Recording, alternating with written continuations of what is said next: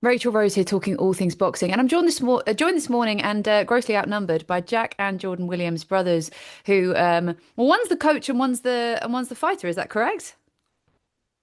Yeah, it would be great. That's very cool. That's very cool that you've got you're keeping it in the family. How did that all come about?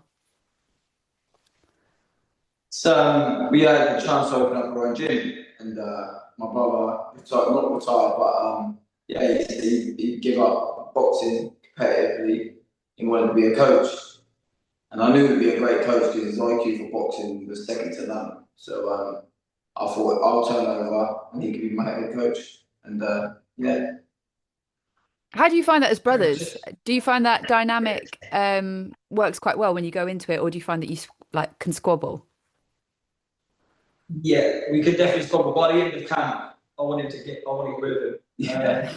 I've had enough of him. But yeah, obviously, like I said before, I like know Jack inside and out, so I know how he needs to like go through the gears and things like that. So I haven't really got to say too much for him to know, and he can like tell me he hasn't got second guessing him. He talks to me, he's always like in and out. If he needs a rest day or he needs a little bit of a call session, he can do that. That's not a problem at all. No, that's really cool because that's part of the power of being a coach, isn't it? Is to know your boxer inside and out and to have that relationship. And you guys have already had it through being brothers. I'm not sure it would work for everyone, but it's definitely cool that it's worked for you guys. And you've got that together now. Matt, your manager, shared some stuff with me about your backstory, and he said you're happy to share that on the podcast today Yeah. and the conversation today. One of the things that I love about boxing and why it's helped me so much is it's an escape route. It's somewhere that I can channel my emotions. It's somewhere where my head switches off because I can't focus on anything else when I'm boxing, and that's the thing that brings me a lot of peace, and it's why I feel like so many more people should do it. And from what I understand, that's actually been something that's been really helpful for you in the awful things that you both gone through. Do you want to share a little bit about what you've gone through and why boxing is so important to you and in your story? Yeah, when I was about eight and Jordan was about six, we lost my little brother, and I was the one who found him at 8 years old. And 2 weeks prior to that, my mum got viciously assaulted and by some other people, and we ended up being homeless at the age of eight, living in a camper van, hospital. Like a camper van, by I mean like a little 80 van. It's not really a camper van, but yeah. And there's three. My mum had three kids, and my mum and dad had three kids, so they never really slept in the camper van sort of thing. And yeah, yeah, I think for 12 months we was up and down the country, living in hospitals, living in the camper van. Yeah, it went great. And then not long, about 5 or 6 years ago, my mum passed, and yeah, boxing it's definitely helped us in lockdown at the time. My mum died just before lockdown, so it helped us 'cause we had a coach who was still letting us train in the back garden when lockdown was happening. So it definitely helped us a lot. And yeah, we thrive off it in the sense of like it made us who we are today going through that when we were younger. And that's why it's going to be hard to beat me because I leave everything in that ring. Well, I'm really Yeah, I sorry. can second it. Here, coach at the gym, everyone comes in with their own individual problems, and like I said, the hour or two you're here in the gym, leave the problems at the door, and then just enjoy the training session, enjoy what you're doing. Don't bring your problems to the door because it's more you want to treat it as an escape rather than anything else. Well, firstly, I'm so sorry for your loss, both of you, and amazing what you've managed to achieve and how you've managed to channel the grief and channel the pain into something positive. Um, I was speaking to John Hedges a couple of days ago, and we talked about turning that people misunderstand sometimes that actually grief can be a really healthy source of strength. You know, it can be a way to really elevate yourself, and you two are a prime example of that. You've taken pain and turned it into power. That doesn't mean you don't suffer, and that doesn't mean it hasn't been struggle, but it's been somewhere you can channel the energy. And I do think that boxing is a really healthy way to get a lot of the stuff out of your body, because it's controlled violence, isn't it? So I definitely found that used to repress a lot of my emotions. I used to sort of push them down, and when I started to box, I was able to just like breathe out a bit better because I had somewhere that I could channel that energy. And that's why I think boxing should be taught in schools. I think boxing should be something that's done a lot more. Yeah, you were diagnosed with ADHD ADHD. at the age of 5. 10. 10 years old, yeah. And Jack was a prime example of someone who could have benefited from something like boxing in schools. And I always say something like that should be pushed in regards to the way the world is at the minute. Discipline, looking after each other, respecting one another. There's nothing that's more pure, especially in boxing. Also, just any combat, but boxing for me is obviously my choice. And I think that should be pushed across the country in schools. I fully agree. I mean, every time I do a conversation and we match energy on that, I'm always like, that's a signature that I can push. I can get a signature from another boxer, another team, push that. I don't know, at some point I'll probably campaign for it to be put back in schools because I think there's such a misunderstanding about boxing overall and people don't understand that the discipline, the things it builds within you, even respect, right? So you two are brothers and naturally that could create clashes, that could create ego dynamics, but because you're his coach and you've got the best interest in heart for your fighter, it has a completely different level of respect and care and trust because you effectively are putting your well-being in your coach's hands, right?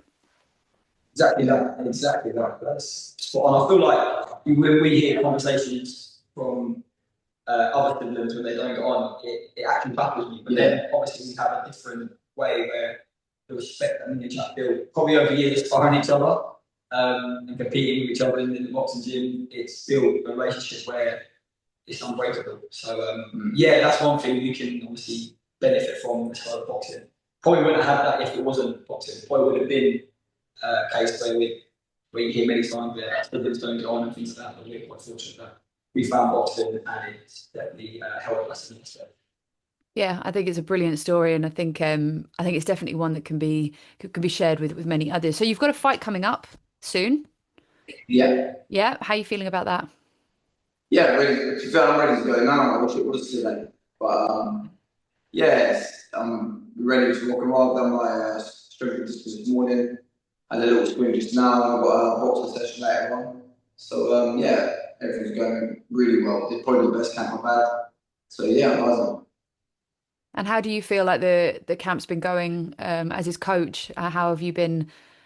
What's been the game plan this time around? Obviously, don't give too much away, but as much as you Yeah, can. so Jack obviously still works full time, but he is a true professional. He makes sure he hits his targets. The guys who do his nutrition are always spot on. We obviously delegate jobs. I don't want to. I'm not a nutritionist, I'm just a boxing coach. The guys who jump on board, I've helped him with his nutrition, and he's pretty much a kilo off weight now, and we're 3 weeks out. So the guys are very, very happy. He's performing in the gym, he's firing really well. He's just getting better and better as it goes through as a pro. We took a little bit of time out after Jack as an amateur. It took about a year and a bit out just to slow everything down and transfer to be a professional boxer because especially at that weight, we're looking to campaign at Superfly. The guys we find them very much very good amateurs. We don't want to be a very good amateur. We want to be a very good professional boxer. And I think that I've been sort of mentioning it to people is like, I don't think people truly understand the difference between the amateurs and the pros and actually what it takes to turn over and the changes that you have to make within your style to sort of sink into your shots more, to slow the pace down. It's more of a chess game, right? When you get into the pro level.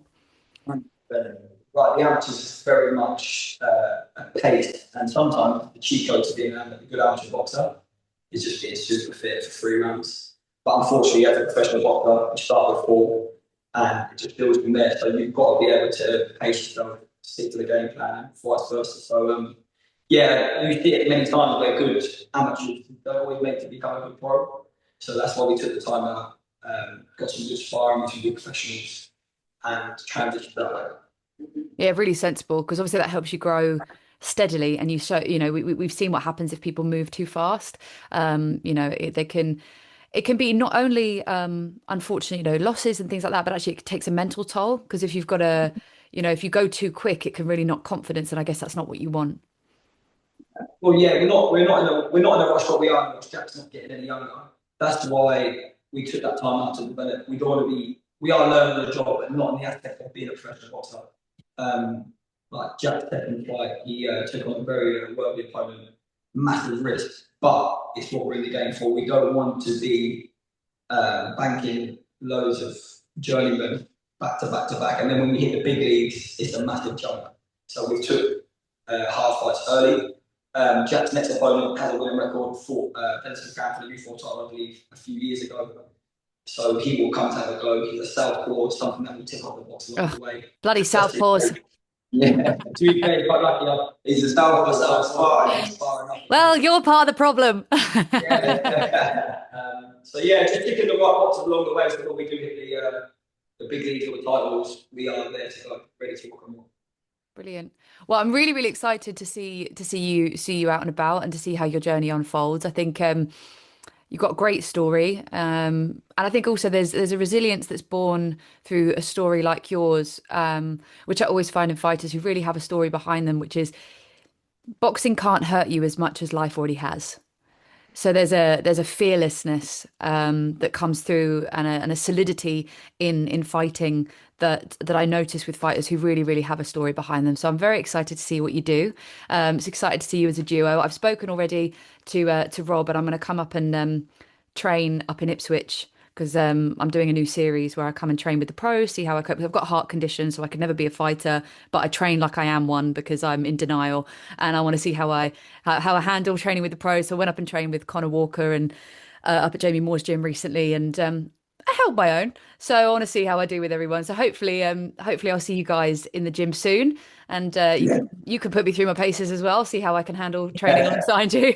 But good luck in 3 weeks. We'll be watching, and I'll speak to you guys soon. Thank you very much. Have a good evening.